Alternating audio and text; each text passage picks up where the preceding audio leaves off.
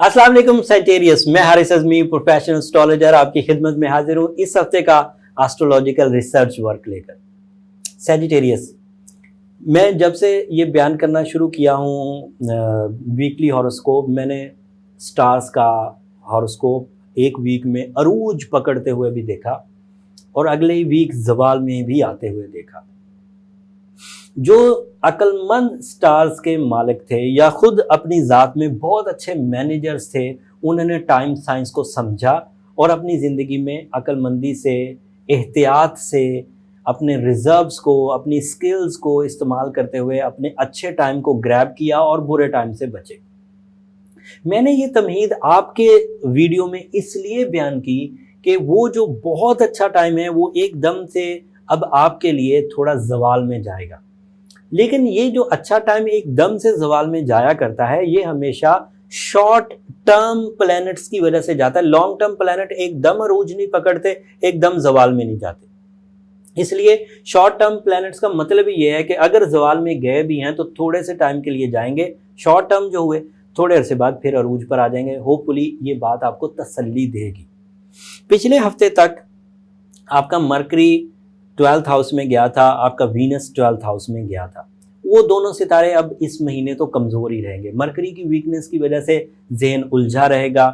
Venus की weakness की वजह से अभी फ़िलहाल आपको मंगनी, रोमानवी कामयाबियाँ, शादी, निकाह, इन चीज़ों में अभी कमज़ोरी रहेगी, नाकामी रहेगी, या दूसरे लफ्ज़ों में ज़्यादा स्ट्रगल होगी, कम रिवॉर्ड मिलेगा। This is a possibility, but इसको रिकवर किया जा सकता है। रेमेडी मैं एंड पर दूंगा, लेकिन बहरहाल नेचुरली ये चीज़ें अभी फ्रीली, फर्मली अवेलेबल नहीं है।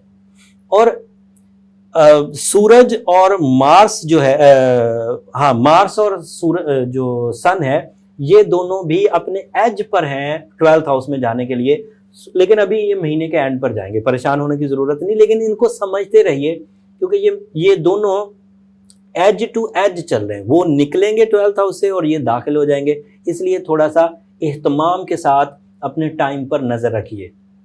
सभी डिपेंड जो है वो रिस्क पे ना करिए, रिस्क टेकिंग बहुत ना करिए। कोशिश करिए कि जो चीज़ें संभाली जा सकती हैं, फ़िलहाल थोड़ी डिले की जा सकती हैं, उन्हें डिले करें। ये पुराने पिछले वीक की ही इन्फॉर्मेशन थी जो इस वीक मैंने थोड़ी मुख्तलिफ अंदाज से आपकी खिदमत में रखी। लेकिन इस हफ्ते जो मेजर न्यूज़ है वो है मून का 5वें घर में फुल होना। ये हफ्ता 13 तारीख से शुरू होगा और 19 अक्टूबर तक चलेगा। 13 तारीख को जब चांद पूरा होगा, चांद वैसे पूरे महीने में किसी न किसी हाउस से, सभी हाउसेस से गुजरता है किसी न किसी, लेकिन किसी एक हाउस में फुल होता है। जिस हाउस में वो फुल होता है, इसका मतलब ये है कि उस महीने सबसे ज़्यादा फ्यूल पूरे सोलर सिस्टम में से उस एक प्लैनेट को मिलेगा। सो 5वें घर का full fuel, full emotional support सिर्फ आपको मिलेगी 5वें घर में, वो और किसी के यहाँ फुल नहीं। और 5th house is a house of documentation, 5th house is a house of education, 5th house is a house of relationship, social connections. चे जाए कि वीनस कमजोर हालत में है, लेकिन उसके बावजूद इस हफ्ते पूरे चांद की वजह से वीनस की कमजोरी में बहुत हद तक रिलीफ मिल जाएगा। सो आपकी नाराजगी मोहब्बत वालों से, मोहब्बत करने वालों से ज्यादा नहीं होगी। मोहब्बत वाले, रोमानवी जिंदगी वाले आपकी तरफ माइल रहेंगे, आप उनकी तरफ माइल रहेंगे। रिश्तों के जो ज़रूरियात हैं, जिन जज्बात के एवज ज़रूरियात पूरी होती हैं, वो मुयस्सर रहेंगे। एंड 5वें घर में पूरे चांद की वजह से आपकी ज़िंदगी में से उकताहट भी ख़त्म होगी। 5वें घर में पूरे चांद की वजह से आप मिशन फुल भी हो जाएंगे और जोश और जज्बे का फुकदान जो वीनस और मरकरी की वजह से आया था वो भी रिजॉल्व हो जाएगा और उसका फ़ायदा स्टूडेंट्स को भी होगा। लेकिन सिर्फ टेक्निकल न्यूज़ ये है कि ये फ़ायदा 2-2.5 दिन पर मबनी होगा, क्योंकि चांद लंबे अरसे का प्लैनेट नहीं है। ये 13 तारीख को आपके 5वें घर में रहेगा, 14 को रहेगा, 15 की दोपहर में ये निकल जाएगा। लेकिन इन 2 दिनों में ये इतना फ्यूल दे देगा कि अगर कोई संभाल कर चलने वाला होगा तो इसे लंबे अरसे तक यूज़ कर सकता है। नाराज़गियों का खात्मा, पब्लिक इमेज का अच्छा होना, कम्युनिकेशन का अच्छा होना, चाहे 2-2.5 दिन के लिए ही हो, टोटल 7 दिनों में से अगर 2-2.5 दिन किसी मुफ्त में हमें अच्छे मिल जाएं तो ये गनीमत है।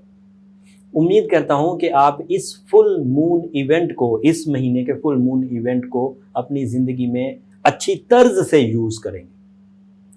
वीनस और मरकरी की वजह से क्योंकि चीज़ें कमज़ोर हैं, इसलिए चाहे पूरा चांद आपको 5वें घर में सपोर्ट कर भी रहा हो, फिर भी क्रॉस चेक ज़रूर करें चीज़ों को, अंधाधुंध एतमाद ना करें। डॉक्यूमेंट इस अंदाज से साइन ना करें कि आपने उसे पढ़े बगैर साइन, जैसे अमूमी तौर पे किया जाता है, ऐसा ना करें। अपनी हर एग्रीमेंट को, इवन चेक तक लिखने को आप ज़रूर क्रॉस चेक करें, दोबारा देखें। और स्टूडेंट्स अपनी मिशंस को, अपने टारगेट्स को क्लिक करने के लिए एक्स्ट्रा एफर्ट्स करें। ये शॉर्ट टर्म प्लैनेट्स है। लॉन्ग टर्म प्लैनेट्स में जुपिटर आपका रूलिंग प्लैनेट अपने 12 साला दौर का आगाज कर चुका है। पहले घर में उसने 1 साल रहना था, इस साल 2019 में वो फर्स्ट हाउस में ही रहेगा। जब उसने अगले साल सेकंड हाउस में जाना है तो पिछले 12 सालों में सबसे कीमती साल आपका 2020 होने जा रहा है सैजिटेरियस। अगले साल के लिए कमर कस लीजिए। सैटर्न सेकंड हाउस में है, you are in the last phase of साढ़सती। कुछ ही महीने रह गए और इसके लिए मैं रेमेडी एंड पर दूंगा। सैटर्न अब डायरेक्ट है और इसकी वजह से अखराजात बढ़ेंगे एंड जो साढ़सती के दीगर इश्यूज़ हैं, सेहत का इशू एंड तोहमत का लगना, ये सब पॉसिबिलिटीज़ में से है, लेकिन रेमेडी परफॉर्म करेंगे तो रिजॉल्व हो जाएगा। अब मैं साढ़सती पे ज़्यादा इन्फॉर्मेशन देने वाला नहीं। यूरेनस भी अच्छी पोजीशन पर है और यूरेनस की पोजीशन आपके लिए अपॉर्चुनिटीज़ की वजह बनती रहेगी। ये अगले 7 साल चलेगा, तो जब जब मौका मिलेगा इसके बारे में बयान कर दूंगा। अब सैटर्न को बैलेंस करने, सन को बैलेंस करने और मार्स को बैलेंस करने के लिए आइडियल रहेगा कि आप ब्लू सफायर पहन लें। अगर किसी ने ऑलरेडी रूबी पहन रखा है तो वो रूबी को ही कंटिन्यू करे, वो फिर ब्लू सफायर की तरफ ना जाए। लेकिन जो सिवियर सिचुएशन अब न्यू आने वाले जो मेरे चैनल पर नए लोग हैं, अगर वो अब रेमेडी की तरफ जाना चाहते हैं तो वो फिर ब्लू सफायर के 8 कैरेट इस्तेमाल करें और कोशिश करें वो श्रीलंकन नीलम इस्तेमाल करें। वो फाइन मोस्ट क्वालिटी है, थोड़ा एक्सपेंसिव है बट वो फाइन मोस्ट क्वालिटी है। अगर वो मुयस्सर ना हो या उसे आप बाय ना कर सकें तो फिर आपको साउथ अफ्रीकन ब्लू सफायर या कश्मीरी या बर्मा का ब्लू सफायर, उसकी तरफ आप जा सकते हैं। जितना अच्छा होगा उतना ज़्यादा प्योर रेडिएशंस देते हैं और जितने प्योर रेडिएशन होते हैं उतने फास्ट अफेक्ट करते हैं। ये थ्योरी है स्टोन्स की, not only blue sapphire but all stone इसी थ्योरी पर काम करते हैं कि जितने प्योर होंगे उतने ज़्यादा रेडिएशन प्रोड्यूस करने का सोर्स होंगे और जितना ज़्यादा रेडिएशन होगा उतना जल्दी इफेक्ट होता है। सूरज शम्स दिन में पढ़िए, सूरज नजम रात में पढ़िए। अगर ये दोनों करने से, सूरज शम्स पढ़ने से, सूरज नजम पढ़ने से और ब्लू सफायर पहनने से आप ठीक हो जाएं तो फिर किसी और रेमेडी की ज़रूरत नहीं। ब्लैक कलर को अवॉइड करने का मैंने पिछले हफ्ते भी बोला था, इस हफ्ते भी बयान करता हूँ। थ्योरी उसके पीछे ये है कि black colour is a lucky colour toward Saturn, but Saturn जब मुस्बत हो, जब मनफी होगा तो ब्लैक कलर से वो ट्रबल ज़्यादा देगा और नुकसानात करेगा, इसलिए उसे फ़िलहाल अवॉइड करें जब तक कि सैटर्न बैलेंस नहीं हो जाता। एंड कोशिश करें कि अपने ज़्यादातर काम जो हैं वो जुमेरात को, थर्सडे को या जुम्मे को शुरू करें। ये आपके लिए लकी दिन भी होंगे।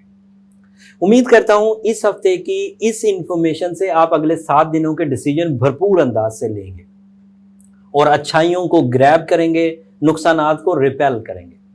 और मेरी दरख्वास्त हमेशा की तरह आपसे यही रहेगी कि जब इस दी हुई इंफॉर्मेशन से आप ज़िंदगी में छोटी सी भी कोई कामयाबी हासिल करें तो उस वक़्त मुझे अपनी दुआओं में ज़रूर याद रखिएगा। आपकी दुआएं न सिर्फ मेरी दुनिया की बेहतरी के लिए बहुत कीमती तोहफ़ा है बल्कि मेरी आखिरत संवरने के लिए भी बेहतरीन तोहफ़ा है। अगले हफ्ते इससे ज़्यादा इंफॉर्मेशन के साथ आपकी खिदमत में हाजिर हूँगा। जाते जाते चैनल को ज़रूर सब्सक्राइब कर लीजिए, इससे ज़रा हमारी हौसला अफजाई हो जाती है। अल्लाह ने के बाद।